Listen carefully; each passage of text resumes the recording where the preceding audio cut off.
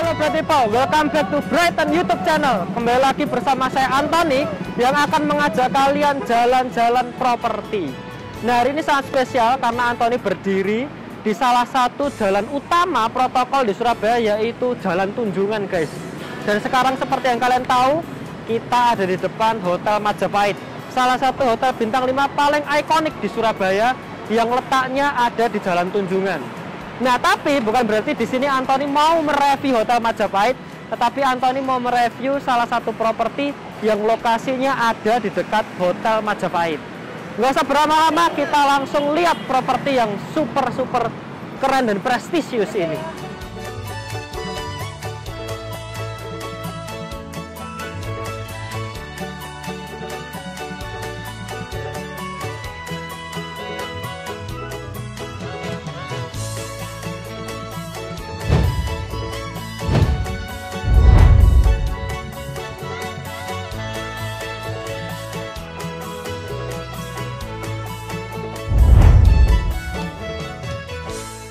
Sekarang Jalan Tunjungan itu super keren, bener-bener untuk pejalan kaki itu sangat-sangat mumpuni dan sangat-sangat nyaman.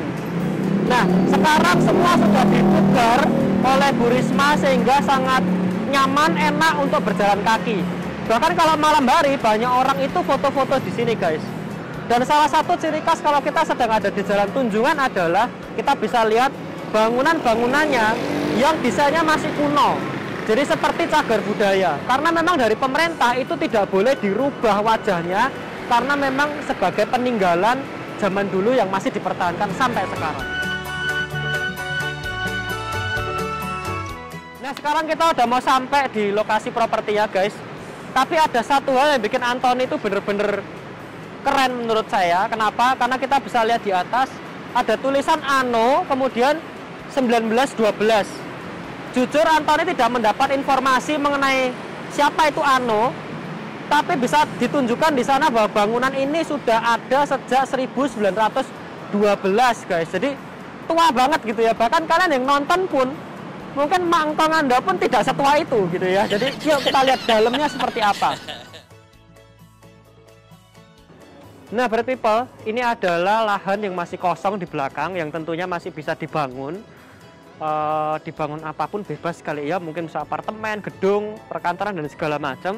Dan yang menarik di sini adalah karena kita sekali lagi di Tunjungan, di jantung kota Surabaya, dan tentunya di sana ada Tunjungan Plaza, guys. Jadi Tunjungan Plaza itu salah satu mall paling hits, paling gede di Surabaya.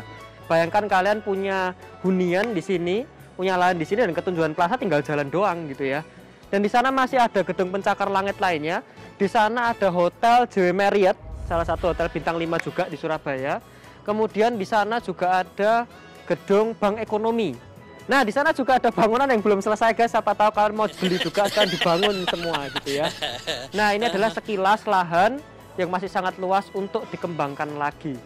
Nah, karena dulunya ini pernah dipakai oleh salah satu bank swasta di Indonesia, maka peruntukannya dulu ini masih dipakai untuk tempat parkir aja. Nah, berarti Pak, bagi kalian yang mau membeli lahan ini, tentunya sudah ada dua bangunan yang include dalam harga, yaitu bangunan pertama dan kedua ini. Dan karena ini ada di Jalan Tunjungan, maka ada peraturan dari pemerintah bahwa ini merupakan salah satu cagar budaya, gitu ya. Jadi salah satu heritage, sehingga bangunan ini tidak boleh dihilangkan, guys. Minimal wajah dari bangunannya harus tetap sama, karena untuk melindungi saya lagi cagar budaya, dan itu sudah peraturan pemerintah yang nggak boleh dilanggar, guys. Jadi ya kalau memang mau mengembangkan, maka lahan kosong yang ada di belakang itu yang bisa dikembangkan. Nah, ini kurang lebih sekitar ada 6 meter kali ya, 6-7 meter ini merupakan akses jalan. Di balik dari pintu gerbang itu adalah Jalan Raya Tunjungan. Jadi ini adalah pintu masuknya, diapit oleh dua bangunan yang termasuk dalam lahan ini. Oke, kita langsung aja masuk lihat ke dalamnya seperti apa.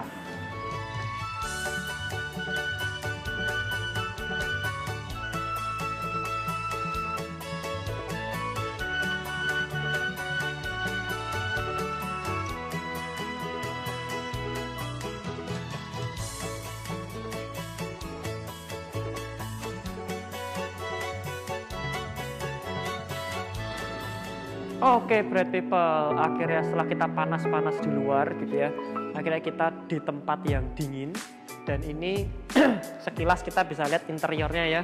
Di sini masih sangat banyak foto-foto zaman dulu, bahkan fotonya sejak tahun 1800, 1900 sekian gitu ya.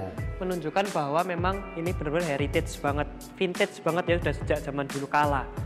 Tapi tadi yang seperti Anthony bilang, kalau image dan bayangan orang itu bangunan kuno itu dalamnya mungkin nggak bagus atau mungkin horor gitu ya. Tapi setelah kita masuk ternyata dalamnya sudah dipugar, lantainya semua sudah marmer, pencahayaannya super terang, dan benar-benar kalau di dalam ini nggak berasa seperti rumah zaman dulu, tapi rumah zaman now yang mewah banget gitu ya. Oke, tapi mungkin sedikit informasi aja bertipe bahwa tempat ini dulu pernah dipakai sebagai kantor salah satu bank swasta di Indonesia. Wah gila sini guys, ini teleponnya bahkan tua banget. Mungkin lebih tua dari usiaku sendiri gitu ya. Ada 2 lagi.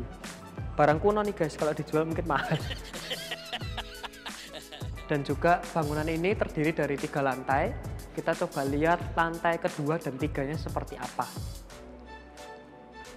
Di sepanjang tangga kita bisa lihat juga ya, ada foto-foto Surabaya zaman dulu, macam-macam sih. Oke, mungkin bisa dibilang ini menjadi lantai 1,5 gitu ya, karena ternyata nggak full, dan memang ini mungkin karena dulunya pernah dipakai salah satu bank swasta, sehingga mungkin ini seperti lounge gitu ya, tempat untuk para nasabah menunggu kali ya.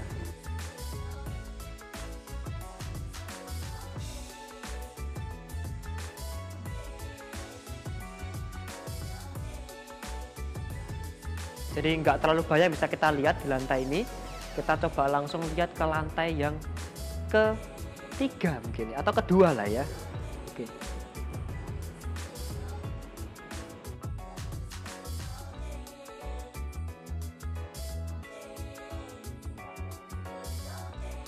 Ya, kita udah sampai di lantai selanjutnya. Tapi ternyata nggak terlalu ada banyak ruang guys. Oh, bisa dibuka guys. Oh, ternyata luas di sini ya. Wow, luas guys. Masuk guys, masuk. Ini luas. Dan nggak tahu, mungkin karena pemilik sebelumnya itu mungkin beragama Buddha mungkin ya, sehingga di sini nggak sedikit ada patung-patung keagamaan dari agama Buddhis gitu ya. Jadi ini ada beberapa ruangan. Coba kita lihat ke sana, ini ada ruangan juga. Ini gua rasanya kayak bedah rumah gitu ya. Bisa dibuka guys. Nah, ini mungkin cocok untuk ruang meeting. Jadi karena sudah ada papan tulis gitu ya, sehingga cocok buat ruang meeting, di mana benar-benar sudah lengkap seperti kantor, AC sentral, dan ada speaker pusat yang untuk menginformasikan dari bawah. Dan ini adalah pemandangan di Jalan Tunjungan guys. Yuk kita keluar dari ruangan ini.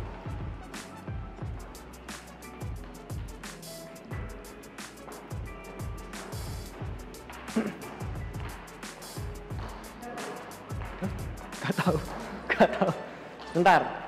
Ternyata di sini juga ada satu ruangan lagi yang mungkin dilengkapi dengan patung-patung lagi, sehingga membuat saya semakin yakin bahwa pemiliknya itu pasti beragama Buddha gitu ya. Bukan ruangan yang besar, mungkin seperti ruangan direktur atau ruangan pejabat perusahaan lah ya. Oke, kita coba lihat pintu selanjutnya, karena di sini ada 1000 pintu, banyak sekali pintunya. Di sini ada another room. Satu ruangan yang cukup luas guys, mungkin bisa dilihat di sini ada kamar mandi, ada beberapa ruangan gitu ya. Dan di sini masih ada toilet untuk pria dan wanita. Oke, kita langsung turun, kita tanyain ke expert propertinya, mulai dari legalitasnya, cara bayarnya, kira-kira cocok untuk apa, kemudian luas tanah, luas bangunannya kita langsung tanyain, dan jangan kemana-mana, Anthony mau turun. Nah, Anthony sudah kedatangan salah satu partner yaitu Pak Doni, namun lebih sering Antoni akrab panggil Koko Doni gitu ya. Halo Kodon. Halo. Apa kabar? Baik. Sehat-sehat selalu ya. Ya, Oke. amin. Nah, Bright People, kita mau tanya-tanya tentunya mengenai properti yang dari tadi Antoni ajak kalian semua jalan-jalan, lihat-lihat gitu ya. Karena Koko Doni ini yang mengetahui secara detail mulai dari luas-luas dan legalitasnya mengenai properti ini, Kodon. Siap ya berarti ya? Siap. Oke. Ada kepeannya atau sudah di luar kepala? Ya, ada kerjaan. Ada kepean dikit ya. Oke, it's okay. Nah, Kodon, pertama yang mungkin para Bright People penasaran adalah Ya. luas tanah dan luas bangunannya dari properti ini berapa, Kodon? Oke, kalau luas tanahnya dari sertifikat itu 3.552. 3552. Ya, Oke. ada 2 hak guna bangunan. Terpecah dalam 2 Iya. GB. Kemudian kalau untuk lebar kurang lebih 40 meter persegi ya. Oke, jadi Lebarnya 40 meter persegi. Cukup lebar sekali. Mas. cukup lebar ya. Iya. Oke. Jadi kebanyakan para investor, para pembeli itu kalau beli di area yang komersial itu tanya tuh mukanya berapa nih gitu ya. Ternyata kurang lebih sekitar 40 meter ya. Iya, 40 meter. Itu persegi. cakep banget sih guys untuk Iya. di jalan protokol 40 meter. Oke. Kemudian HGB tersebut atas nama perorangan atau atas nama Udah atas nama PT. atas nama Iya. PT. Oke. Iya. Berarti apakah sudah ada izin usahanya berarti ya? Kalau untuk bangunan ini pemilik sudah mengurus sama IMB-nya juga. Oke, Dan INB IMB-nya ini bisa dibuat untuk apartemen 53 lantai. 53 lantai guys. Jadi bagi kalian Bright People, investor-investor yang pengen mau punya apartemen, pengen bangun apartemen, ini beli sudah termasuk izin bangunnya ya. 53 lantai. Iya, benar. Gak kaleng-kaleng guys ya. 53 lantai itu tinggi banget guys gitu ya. Oke, kemudian Kodoni, pertanyaan Iya. selanjutnya adalah karena ini pusat kota sehingga mungkin dari Bright People ada yang belum berpengalaman tapi kepengen coba invest di pusat kota. Mungkin bisa diceritain nggak sih ada hal apa aja yang perlu diperhatikan oleh para investor dalam membeli properti di pusat kota? Oke, menurut pengalaman saya kan kalau pusat kota kan banyak sertifikatnya. Kadang kalau mungkin kita tahu SHM, HGB kan udah normal ya. Yes. Ada juga mungkin surat hijau ya mungkin ya. Oke. Ada juga mungkin sertifikatnya masih Eigendom. Eigendom. Iya, Oke. Jadi cukup banyak juga variasi sertifikatnya. Terus yang kedua juga mungkin di IMB-nya. Karena kan Oke. kalau contohnya yang gedung ini aja, dia untuk urus IMB-nya butuh waktu 3 tahun. Oke. Selain biayanya juga besar, kemudian juga ya tenaga dan waktu kan juga cukup Yes. banyak terbuang ya. Oke, oke. Jadi memang yang perlu diperhatikan adalah ya selain sertifikat juga urus izin bangunnya itu. Oke. Oke. Kurang lebih seperti itu sih. 3 tahun guys untuk ngurus 1 lembar izin mendirikan bangunan. Jadi nggak kaleng-kaleng ya. Itu kita masih belum ceritakan uang yang keluar nih itu berapa miliar lagi. Tapi waktu dan energi yang kita curahkan 3 tahun nggak kelar-kelar itu ya, bayangin betapa bener-bener menghabiskan apa ya, banyak sekali energi Kodoni ya. Oke. Tapi kalau menurut Kodoni pribadi di pusat kota di Jalan Tunjungan, Iya. kalau boleh dibilang jantungnya kota Surabaya gitu ya, itu dengan luas 3.552 meter persegi, selain apartemen sebetulnya ada insight nggak sih dari Kodoni kira-kira untuk apa aja nih? Kan kalau kita ngomong Surabaya pasti orang tahu Jalan Tunjungan ya. Ya, Ada lagunya juga kalau nggak salah kan. yuk ayo rek itu ya. Iya, gitu. Ayo rek. Jadi Oke. saya rasa daerah sini nanti bakal prospek juga kan. Oke. Pengembangannya juga dari pemerintah kota untuk mengembangin Jalan Tunjungan. Oke. Dan kita tahu kan sekarang udah rame loh banyak Ya, ya. sekali usaha-usaha yang menengah masuk ke sini gitu. Yes. Saya rasa Jalan Tunjungan adalah jalan yang mungkin menurut saya paling ikonik kan di Surabaya. Ya, ya, ya. Kayak gitu sih. Betul, betul, betul. Jadi memang bener banget ya Bright People ya. Jadi selain daripada untuk dibangun apartemen, sebetulnya kegunaannya banyak banget. Mungkin bisa untuk hotel gitu ya, atau mungkin bisa untuk perkantoran juga. Karena Jalan Tunjungan di jantung pusat kota Surabaya, sehingga itu menjadi sentral bisnis distrik atau sering disebut dengan CBD-nya kota Surabaya gitu ya. Banyak perhotelan, perkantoran, baik bisnis-bisnis lah pokoknya di pusat kota gitu ya Kodoni ya. Nah oke, mungkin Kodoni ada sepatah 2 patah kata untuk para investor. Apa sih titik menariknya dari membeli properti di Jalan Tunjungan yang Antoni review ini tadi?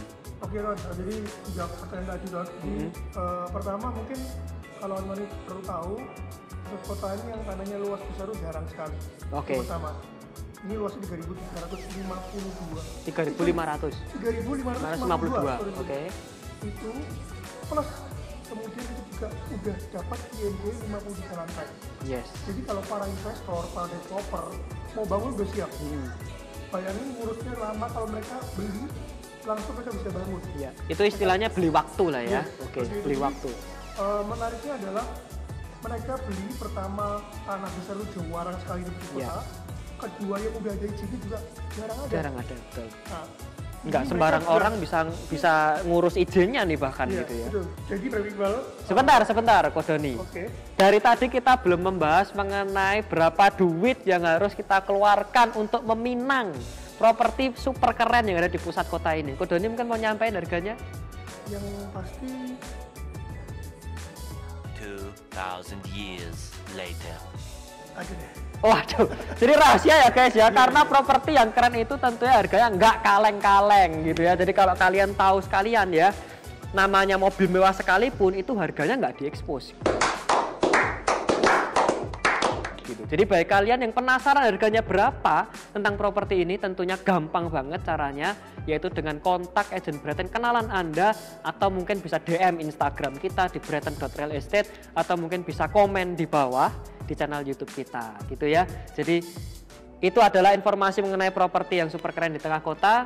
Thank you Kodoni untuk waktunya sharing sama Brad People, dan juga ini adalah akhir dari episode ini. Bagi kalian yang punya pendapat atau mungkin punya pertanyaan, sekali lagi bisa komen di bawah. Tentunya jangan lupa untuk subscribe, like, dan komen di bawah untuk mendukung konten-konten kita selanjutnya. Sampai jumpa di episode jalan-jalan properti lain. Bye-bye.